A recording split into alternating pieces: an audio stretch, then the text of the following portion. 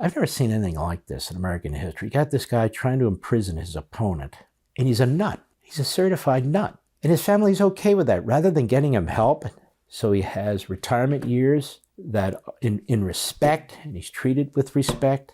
He's like a mannequin dummy they keep pushing out there, and he's a very, very dangerous mannequin. Joe Biden, who has been certified officially by the special counsel, Robert Hur, that is the Department of Justice, as an imbecile, is in fact an imbecile, and everybody knows it. What is upsetting and stunning is the extent to which his cabinet won't trigger the 25th Amendment, and his vice president. So the 25th Amendment is read out of the Constitution.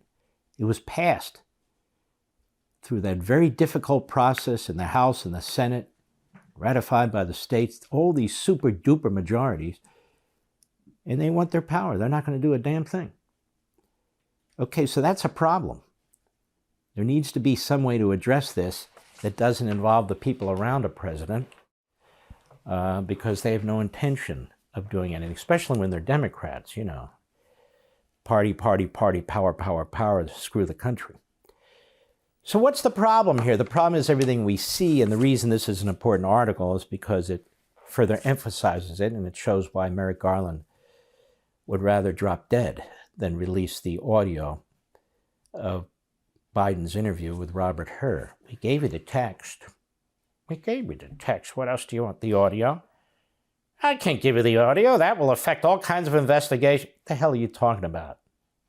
He's the biggest mob lawyer we've ever seen. All right. May 20, during a Rose Garden event celebrating Jewish America Heritage Month, Biden said one of the U.S. hostages held in Gaza was a guest at the White House event, before correcting himself. One day earlier, at a campaign event in Detroit, he indicated he was vice president during the COVID-19 pandemic, which started 3 years after he left the office.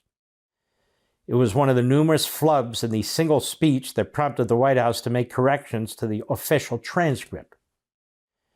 They're constantly correcting transcripts, including the transcript that they won't release the audio of during his interview with the special counsel. In January, he mixed up two of his Hispanic cabinet secretaries.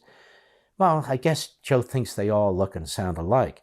Alejandro Mayorkas and Xavier Becerra. During a February fundraising in New York, he recounted speaking to German Chancellor Helmut Kohl, who died in 2017, at the 2021 Group of Seven meeting.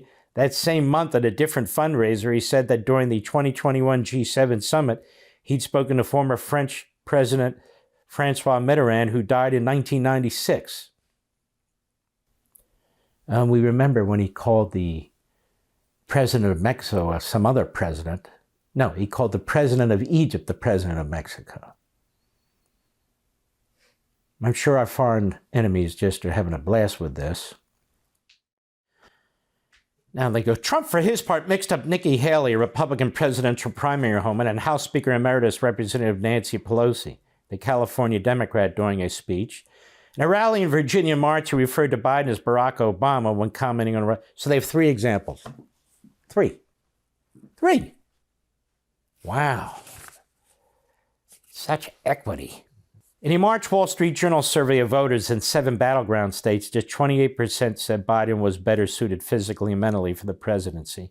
48% picked Trump.